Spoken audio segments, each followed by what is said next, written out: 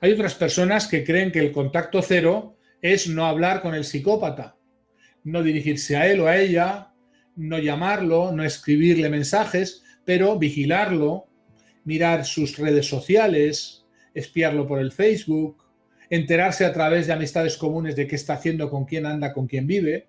Todo esto es violar el contacto cero y se hacen trampas al solitario los que hacen esta técnica de seguir espiando, verificando, buscando. Utilizamos un refrán en español que dice: tanto escarbó el gallo que halló el cuchillo para su daño. Aquellos que andan curioseando las vidas de sus ex-psicópatas son, sin saberlo, revictimizados por ellos, son revictimizados por esa información, siguen viviendo en sus neuronas a pesar de que hayan cortado la relación de pareja. Hay que expulsar hasta dejar tus neuronas, cada una de tus neuronas, vacías de ese o de esa psicópata. Dice Ana: lo que sucede es que yo pensaba que la gente mala no existía, solo pensaba que eran gente con problemas. Bueno, esto es una de las 5 trampas del amor a los que yo he dedicado un libro posterior, Amor Cero, el libro de las 5 trampas, que es los ingenuos, las almas mater, los pagafantas, que creen que todo el mundo es bueno y que si alguien es malo es por el efecto del trauma, de la incomprensión, de lo que han vivido en sus infancias. Atención, porque los psicópatas utilizan sistemáticamente el juego de la piedad para presentarse como víctimas de infancias dolorosas, de padres tóxicos, de malos tratos, de cosas terribles que generalmente son mentiras o son exageradas, que buscan inducir un estado de compasión en la víctima y establecerse como víctimas de quienes han sido verdaderamente sus víctimas. Claro que la gente mala existe.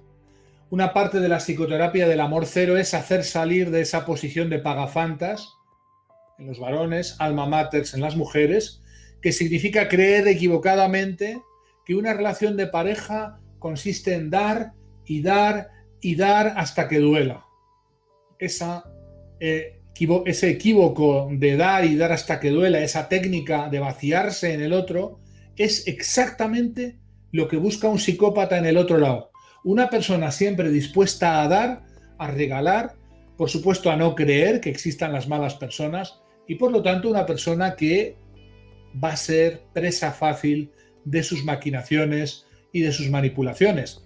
Dispuestísima a dar y a regalar su tiempo, su patrimonio, su dinero, darse por entero al otro, el psicópata no va a tener más que presentarse con el pity play como un pequeño calimero lloriqueante, una persona que necesita ayuda, apoyo, consuelo, compasión y que esa víctima normalmente ingenua está siempre y por defecto dispuesta a proporcionársela. Ahora veo una foto que tengo de él, dice Irene Avis, y su rostro se transforma delante de mí. Veo lo que hay detrás de la máscara y es monstruoso lo que veo de verdad.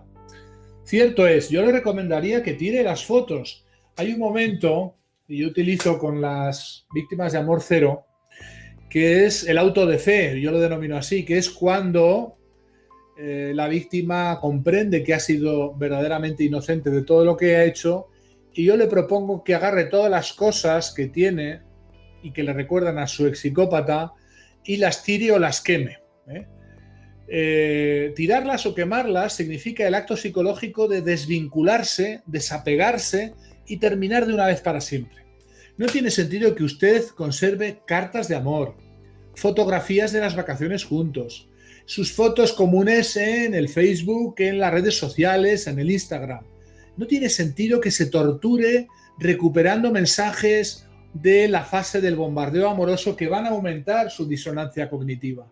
Hágame el favor de tirar todo aquello que le recuerde a su psicópata e incluso haga un bonito montón, una bonita hoguera en la noche de San Juan. Aquí en España lo hacemos en muchas zonas, o en otro momento que sea importante fecha para usted para desprenderse definitivamente de todo recuerdo que le recuerde a su psicópata. Estos personajes, dice Mar, empiezan muy rápido la relación. Esto es normal. Algunos son muy torpes y se les ve venir. Miren, un consejo que les doy a todas las personas que intentan rehacer sus vidas con otras parejas. En el amor cero es muy característico en la primera fase cómo los psicópatas violan todos los procesos de aproximación. Y es característico esta rapidez donde el psicópata enseguida entra en la vida de la víctima, enseguida se va a vivir con ella, enseguida todo va muy rápido, y ese todo ir muy rápido dice mucho de un proceso de manipulación y seducción. Es decir, las cosas en la relación de pareja, sabiendo que no hay nada más peligroso para un ser humano que apegarse o vincularse a otra persona, cuando una relación con una persona va muy rápido, eso es señal de que se han violado las fases de aproximación y que no han funcionado los mecanismos de aproximación paulatina que los seres humanos tenemos. Pueden no haber funcionado porque la víctima los tiene destruidos por traumas anteriores, y en ese sentido hay que trabajar esa vulnerabilidad para evitar a futuro que se vuelva a repetir. Pero también se ha producido esta violación de las etapas porque los psicópatas son expertos en saltarse todas las etapas, en ir directamente a lo que quieren, y por supuesto lo hacen a través de una tecnología de la seducción, que es una tecnología de alta emocionalidad, pero que oculta detrás de la máscara una baja intencionalidad. Es decir, es verdad, detrás de la máscara no hubo nunca nadie. De ahí que la parte de elaboración del duelo en la psicoterapia del amor cero consiste en que usted se dé cuenta que está velando una relación que no existió, una persona que no existió realmente, una relación que usted ha tenido con una imagen, con una máscara que ha sabido crear el psicópata o la psicópata, pero que de verdad solo ha existido en la proyección mental que el psicópata ha querido crear en su mente. Por eso una parte muy importante del tratamiento de las víctimas consiste en ayudaros a salir de ese trance hipnótico que es seguir creyendo que tal persona existe en algún lugar de la realidad. Esa persona no existe en ningún lugar del universo, existió solamente en la mente de la víctima, proyectando el psicópata las características que, una vez estudiadas sus heridas, sus anhelos, sus deseos, se ha colocado como máscara y ha servido para seducirla. Muchas personas, dice Loli, hemos pasado de padres maltratadores a parejas maltratadoras, no hemos conocido nada más. Es cierto y voy a explicarlo.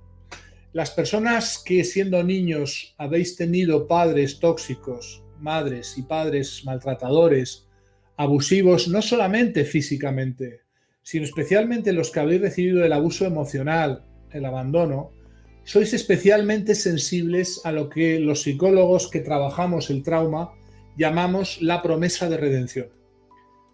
El niño que fuiste, la niña que fuiste y que sufrió ese abuso emocional, ese abandono, ese maltrato, se encuentra esperando el príncipe azul, la princesa prometida que va a venir a liberarla de su dolor, de su desamor, de su abandono, de su infancia infeliz.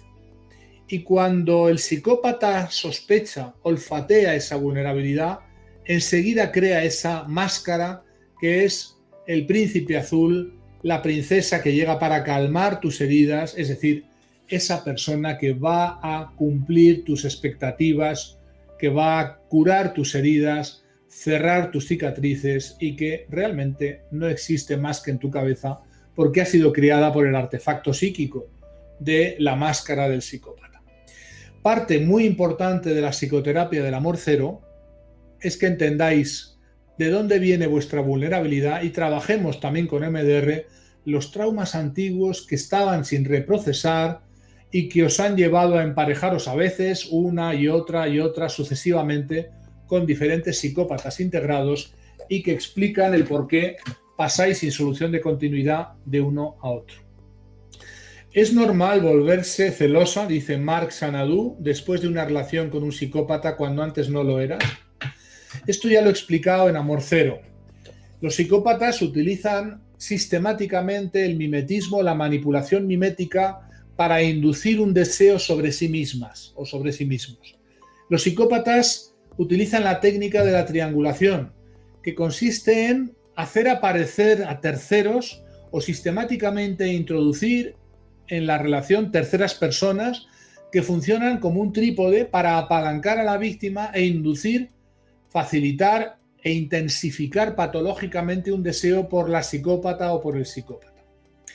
Esa triangulación consiste en generar un triángulo amoroso, genera en una persona normal, en la víctima del amor cero, sentimientos de celos, de posesividad, de inseguridad que benefician al psicópata porque le colocan en la cúspide de ese triángulo como el objeto del deseo de esas supuestas terceras personas y de la víctima que inocente, ingenuamente cae en la trampa de la triangulación, intensificando su deseo mimético por el psicópata.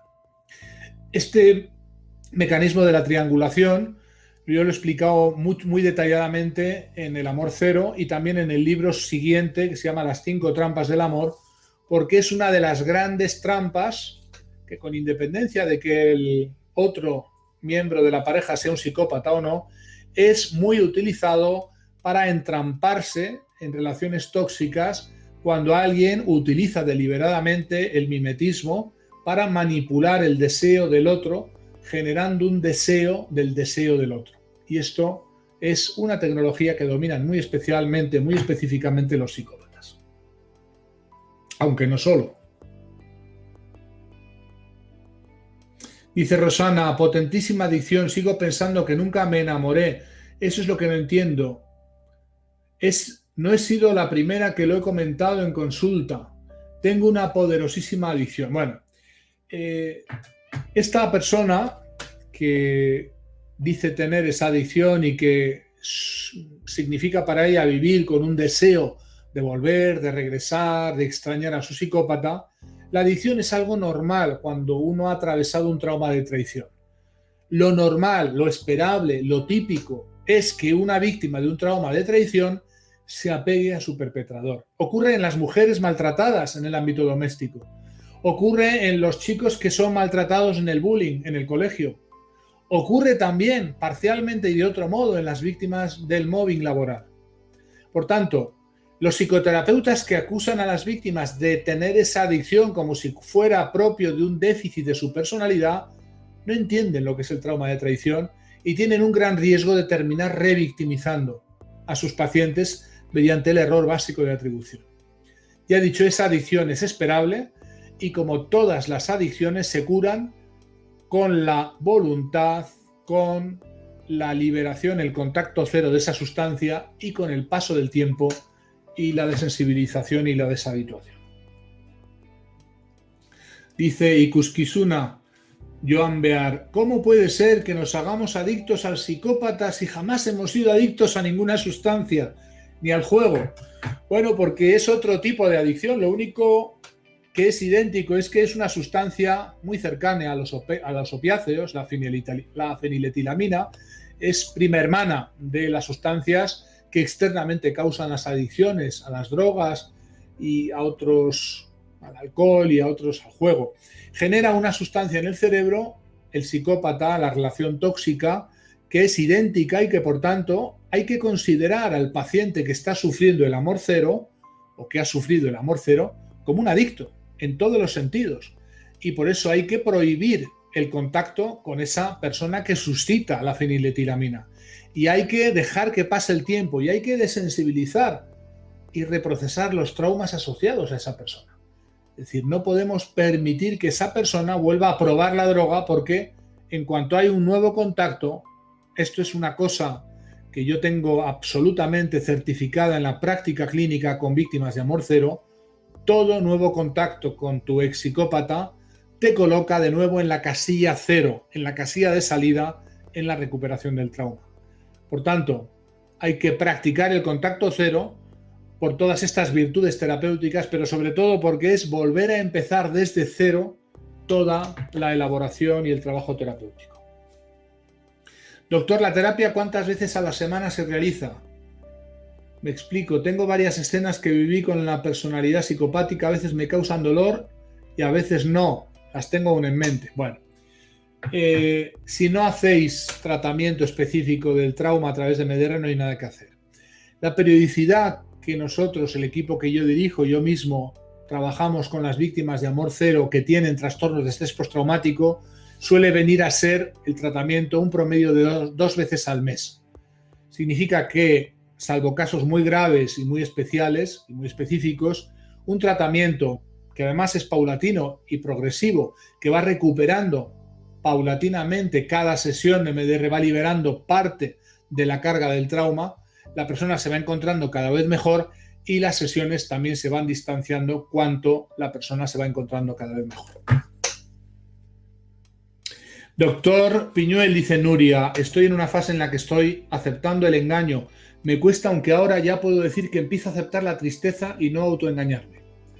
Miren, una parte muy importante de este trabajo de psicoterapia con mis pacientes consiste en ayudarles a aceptar que tienen que permitirse llorar por el daño propio. Sentir tristeza porque a uno le han hecho daño, lo han engañado, lo han traicionado, es correcto.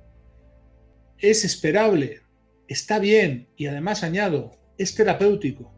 Llorar por el daño propio no es instalarse en el victimismo, no es instalarse en el daño para, de alguna manera, no querer salir. Hay muchas personas que practican una contención emocional, no quieren llorar, no quieren sentirse tristes, no quieren dejarse ir. Bueno, está bien no dejarse ir, pero cuando hay un daño emocional, cuando ha habido traición, cuando ha habido engaño, cuando ha habido años y años de devastación y depredación emocional, cuando ha habido parasitación absoluta de la energía, de los bienes, de los dineros de una víctima, es lógico, es esperable que esta víctima quiera y tiene derecho a sentirte triste y a llorar por el daño propio, a llorar por el daño que le han hecho. El trabajo terapéutico y la aplicación de la técnica MDR precisamente consiste en superar lo que llamamos las emociones cortina o las emociones envolvente, la ira, la agresividad, la venganza, el deseo de justicia. Todo esto son emociones tapadera que buscan adaptativamente y son mecanismos de defensa que la víctima no se deje llevar por esa tristeza, pero a base de no dejarse llevar por esa tristeza tiene hipotecado todo su sistema energético y emocional en defenderse de esa tristeza, cuando lo que hay que hacer es pinchar ese yacimiento profundo de tristeza, llorar por el daño propio, permitirte experimentar esa tristeza y ese llanto, porque es esperable, es justo, es legítimo que puedas experimentar el daño que te han hecho y esa tristeza asociada. Dice Mirada Alegre, incluso después de tantos años, a veces me encuentro pensando que si cuando era más niña hubiera hecho las cosas de otra forma, hubiera evitado estar ahora tan desarraigada. Bueno, sí es cierto que hay que trabajar cuanto antes los traumas de infancia para verse libres de ellos, de los traumas, del sufrimiento que significa, pero sobre todo de la vulnerabilidad a futuro. He explicado muchas veces cómo los niños que fueron abusados y que fueron objetos de traumas de traición ya por parte de sus progenitores, sus familias, sus hermanos, sus familiares, son especialmente vulnerables porque apagaron los sistemas de alarma, quedaron devastados sus sistemas de apego, es decir, tienen una característica nuclear que es que no identifican los peligros a tiempo, que o bien rechazan a las personas que no suponen peligros o a veces tienen una especial aceptación o ingenuidad de hacer entrar en sus vidas a personas que manifiestamente no son recomendables. Recomendaros que os suscribáis. Nada más, un saludo muy cordial. Nos vemos pronto en el canal.